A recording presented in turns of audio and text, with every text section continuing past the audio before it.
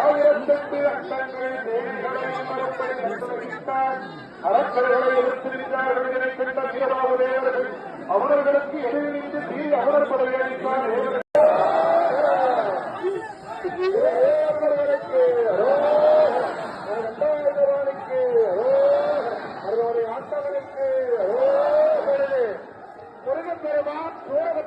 முக்தி சென்று நடக்கின்றார். அங்கம் இருகூறம் தேவருவா என்று யாரும் மயிருமாக ஏற்றுக்கொள்கின்றார். அமுரை அடித்து கடலில் குறித்து கடவுள் தரத்தில் வந்து சேர்ந்தது சூரபத்மன் சக்திவாரனை படையின் ஏத அதை சுப்பிரமணிய கடவுள் என்று குண்டாகரத்தி வீழ்த்தினார்.